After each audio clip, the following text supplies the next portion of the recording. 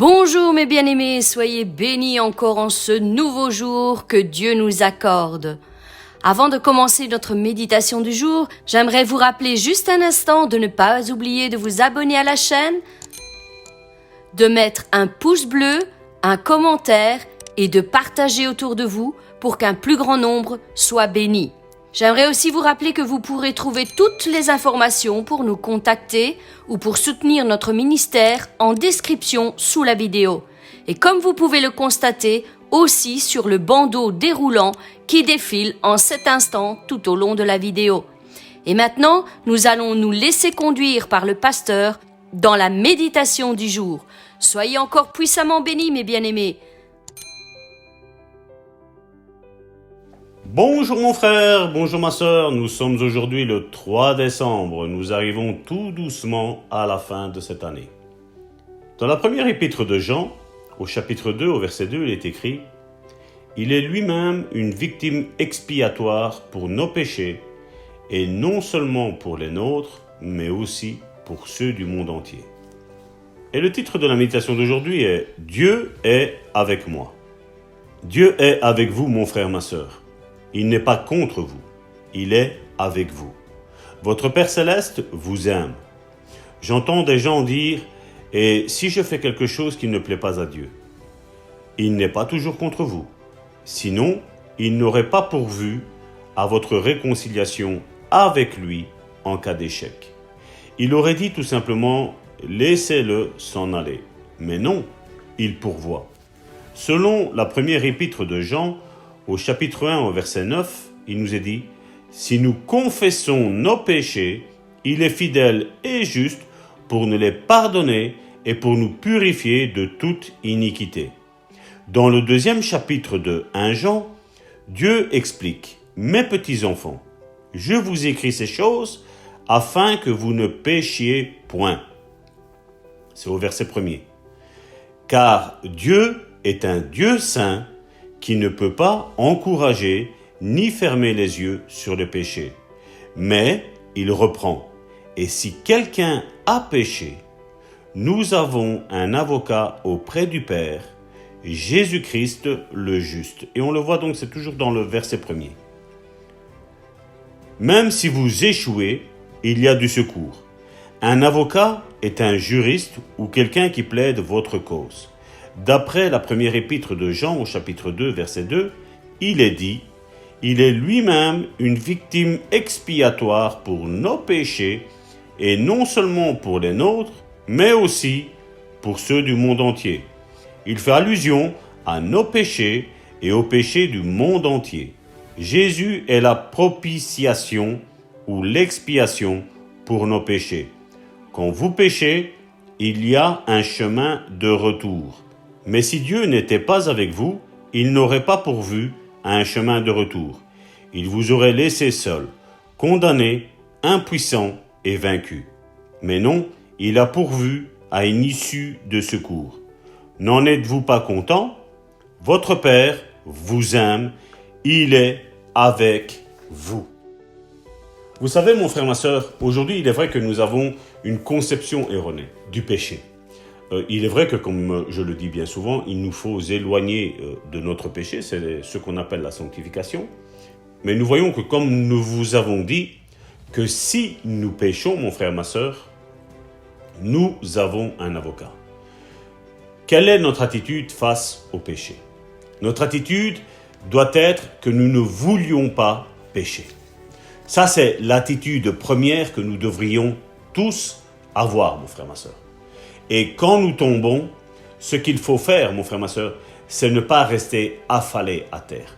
Il ne faut pas rester affalé par le poids de la culpabilité. On le voit avec l'exemple de Pierre qui, après avoir renié 3 fois, après avoir juré qu'il ne connaissait pas Jésus, on voit que quand son regard a croisé le regard de Jésus, il y a eu quelque chose qui s'est passé en lui. Je ne vais pas dire un remords, parce que Judas a eu un remords, et ce remords, mon frère, ma sœur, l'a porté à aller se suicider. Mais nous voyons que l'apôtre Pierre, quand il a croisé les yeux, le regard de Jésus, lui avait le poids, la culpabilité du péché de ce que Jésus l'avait déjà averti. Mais quand il regardait droit dans les yeux de Jésus, il a vu qu'il y avait tout l'amour de Jésus pour l'humanité. Il a vu que l'être humain est un être faillible. Il a vu dans les yeux de Jésus que l'être humain est un être faible. Même pour ceux qui sont arrogants, même pour ceux qui sont orgueilleux, je vais vous dire une chose, mon frère, ma sœur. Nous avons tous besoin d'avoir nos yeux, nos regards plongés dans le regard du Christ. Amen. Oui, nous ne pouvons pas le voir charnellement, mais spirituellement, nous pouvons le voir. C'est ce que la nouvelle naissance nous permet de faire. Si vous relisez Jean chapitre 3, vous allez voir qu'il nous est possible de voir le royaume de Dieu et d'y entrer, mon frère, ma sœur. Oui, c'est possible de voir le royaume de Dieu. Et mon frère, ma sœur, dis-moi comment tu peux voir le royaume de Dieu et ne pas voir Jésus. Parce que Jésus est le royaume de Dieu. Son amour, sa bonté, son intelligence, sa force, sa puissance est dans le royaume de Dieu. Et l'apôtre Pierre lui-même, dans sa première épître, au chapitre 4, au verset 8, nous dit « Avant tout ». Donc, avant toute chose, mon frère, ma sœur, avant tout, mon frère, ma sœur, regarde bien, avant tout, avant notre ministère, avant notre soi-disant gloriole, avant notre soi-disant puissance, mon frère, ma sœur, la Bible me dit, avant toute chose, mon frère, ma sœur, ayez les uns pour les autres un ardent amour, car l'amour couvre une multitude de péchés, mon frère, ma sœur. Et si aujourd'hui on voit des hommes et des femmes, je ne dis pas des frères et des sœurs, mon frère, ma sœur, je dis des hommes et des femmes aigris vis-à-vis de quelqu'un d'autre, mon frère, ma sœur, c'est parce que Dieu ne règne pas dans sa vie, mon frère, ma sœur. Quoi qu'il ait pu faire, mon frère, ma sœur, peut-être des personnes sont en train de réprimander, d'être aigris vis-à-vis de quelqu'un parce qu'ils lui ont menti, mais peut-être cette même autre personne qui est fâchée vis-à-vis de l'autre parce que l'autre lui a menti, peut-être cette même personne a été volée à cette personne-là. Donc mon frère, ma sœur, toi et moi, nous sommes tous des êtres faibles. Seuls les orgueilleux sont en train de dire « moi je ». Il n'y a pas de « moi je ».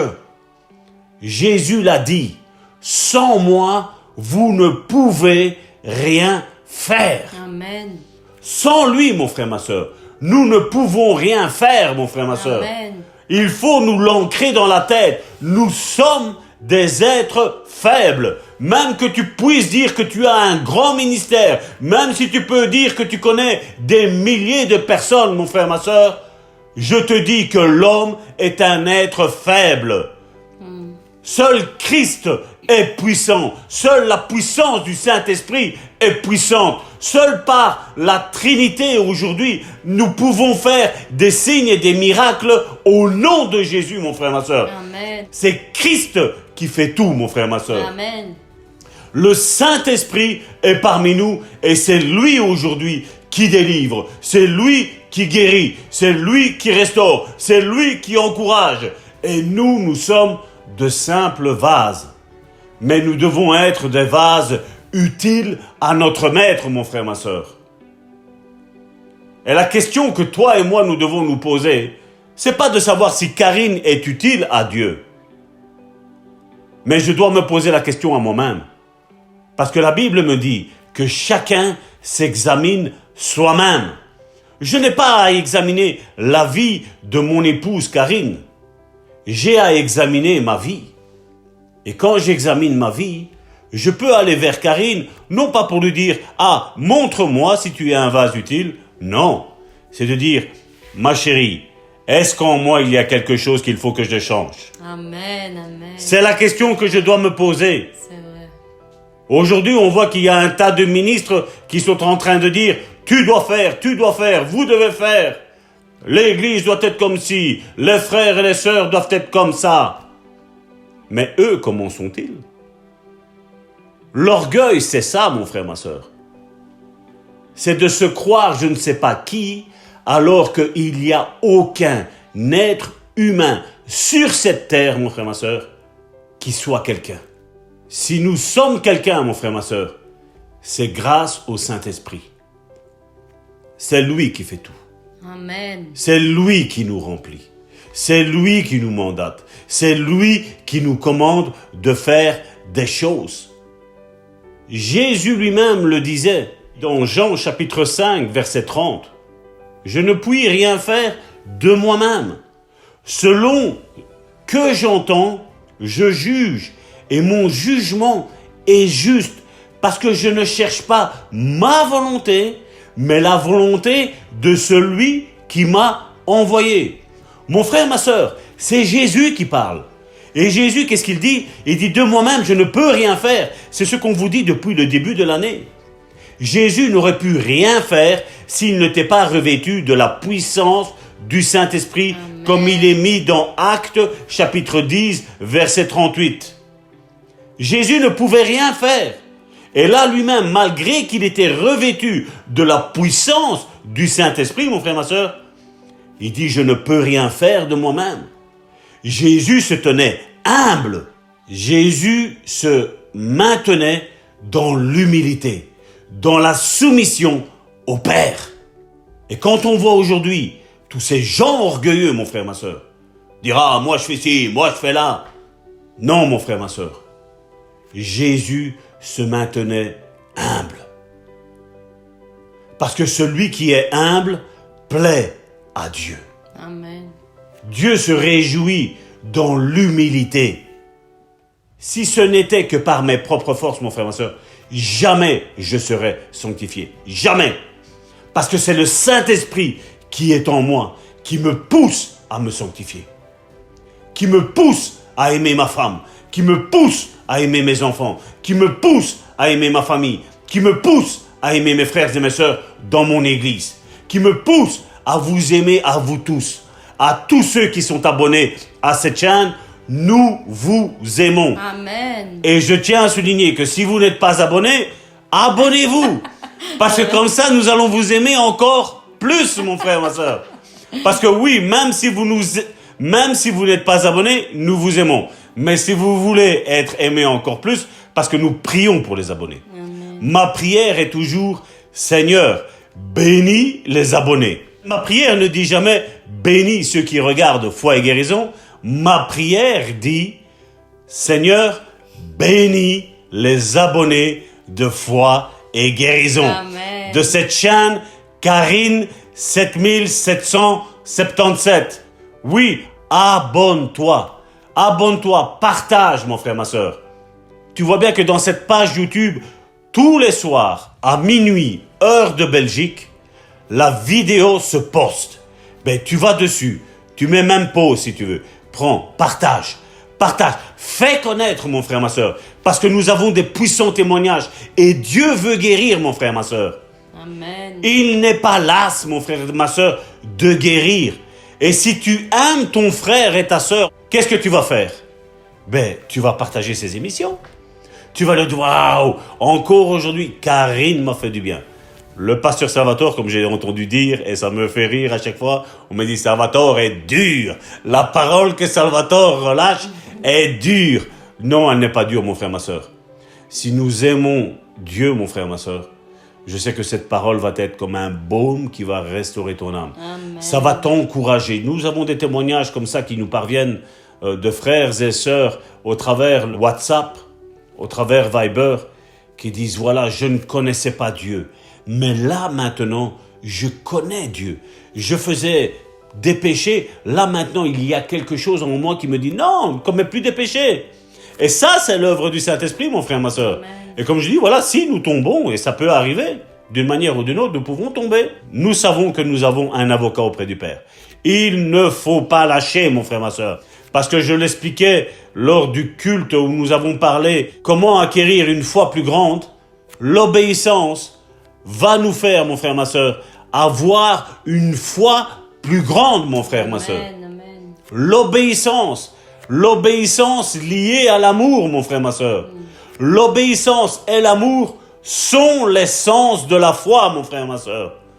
Parce que la Bible nous le dit, l'espérance disparaîtra, mon frère, ma sœur, mais l'amour restera jusqu'à la fin, parce que Dieu est amour. Amen. Ça, c'est le message que le monde doit entendre, c'est que Dieu est amour. Dieu nous aime.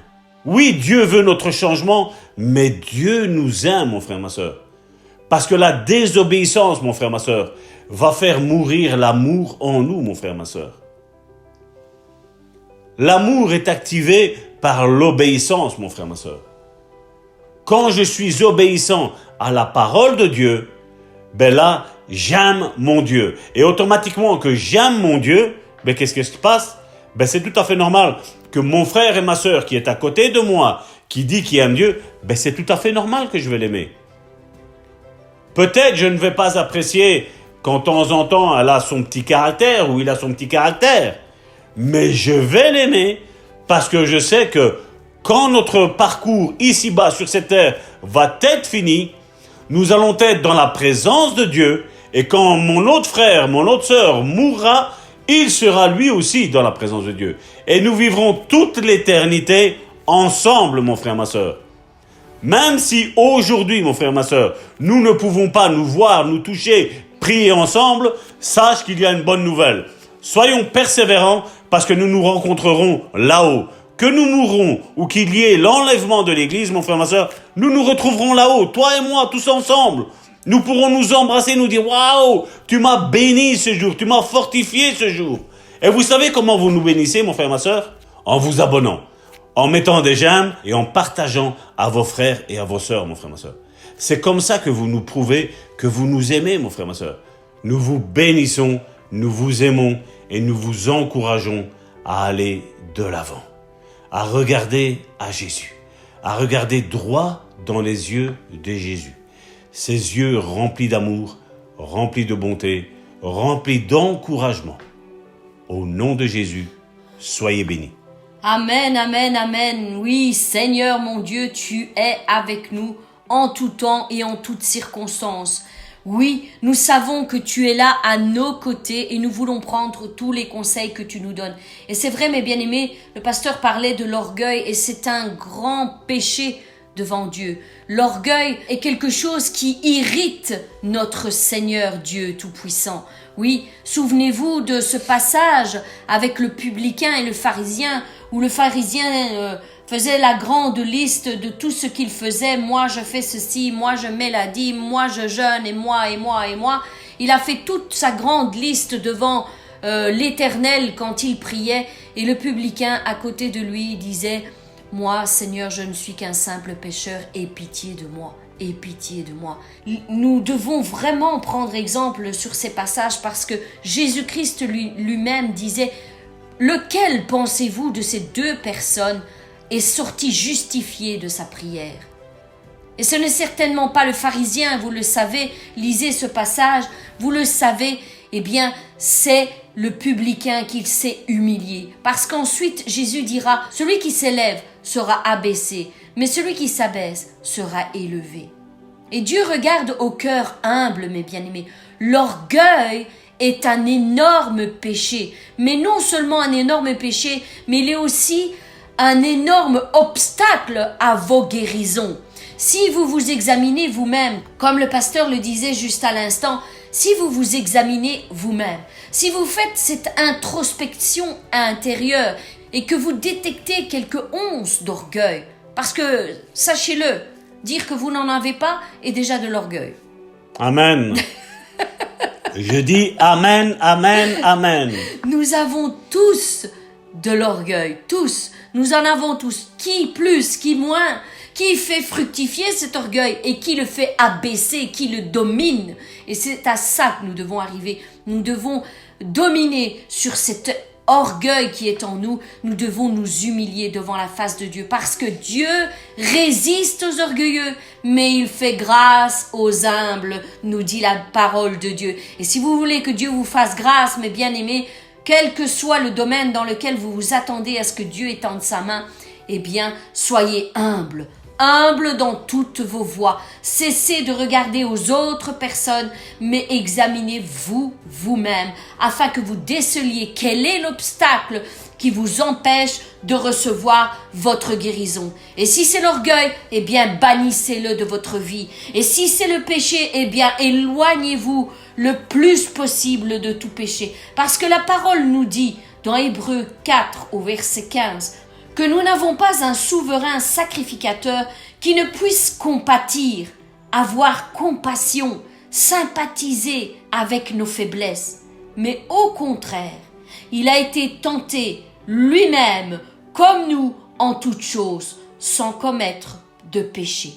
Voilà la différence entre lui et nous. Mais il sait qu'est-ce que la tentation de ce monde. Il Amen. est passé par tout cela, par toutes les tentations. Il a été tenté en toutes choses, comme nous, nous dit la Bible. Pensez-vous qu'il a été tenté en vain? Il a été tenté pour qu'il puisse avoir compassion quand nous sommes tentés, pour qu'il puisse se mettre à notre place et dire « Je sais qu'est-ce que cette tentation peut produire. » Et il va nous aider, nous fortifier afin que nous puissions passer outre cette tentation, que nous puissions en sortir vainqueurs. Oui, il est possible de dominer sur le péché.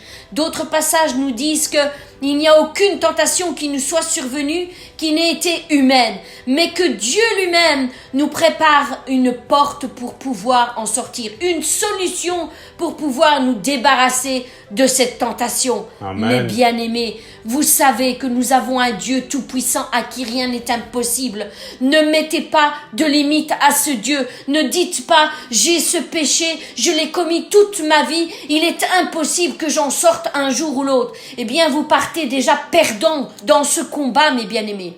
Vous partez déjà perdant si vous parlez de cette manière.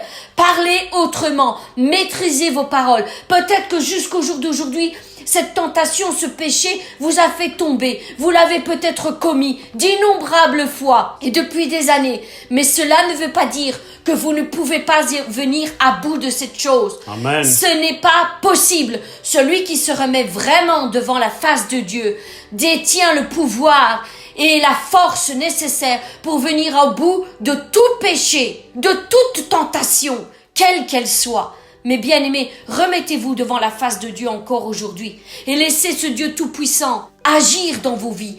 Effacez vos transgressions, effacez vos péchés, vos faiblesses et vos manquements et vous donnez sa force toute puissante. Amen. Soyez victorieux au nom puissant de Jésus-Christ. Il s'appelle Emmanuel, Dieu de gloire, Dieu avec nous et il est avec nous.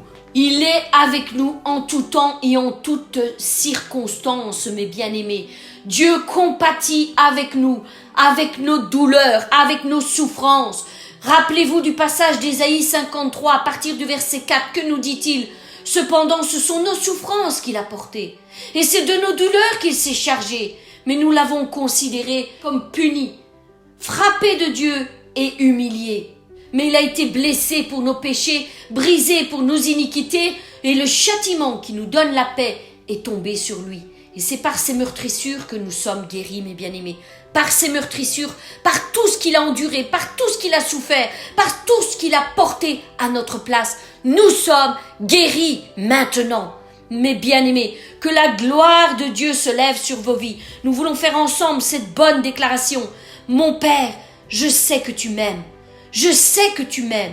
Tu es avec moi et je suis avec toi. Aujourd'hui, je décide de prendre position sur ma vie, sur tout ce qui m'a fait tomber jusqu'au jour d'aujourd'hui. Je veux prendre position. Je veux me lever et dire stop, c'en est fini de ce péché. Il n'aura plus la domination sur moi. Je sais que tu es avec moi, Seigneur mon Dieu, et que tu n'es pas contre moi, mais que tu es avec moi, que tu me comprends et que tu veux m'aider et me fortifier à ce sujet. Je sais que tu as déjà pourvu pour moi une solution pour me faire sortir de tout cela. Je reçois aujourd'hui, maintenant, en cet instant, le pardon de tous mes péchés, le pardon de toutes mes transgressions à tes commandements. Seigneur, guéris-moi maintenant, au nom puissant de Jésus-Christ. Mes bien-aimés, que la gloire de Dieu soit visible dans vos vies encore aujourd'hui, qu'elle se lève et resplendisse dans vos foyers, dans vos maisons, dans vos familles. Au nom puissant de Jésus-Christ, je vous souhaite encore une excellente journée dans les bras du Père et quant à nous, nous nous retrouvons demain pour une nouvelle méditation. Soyez bénis.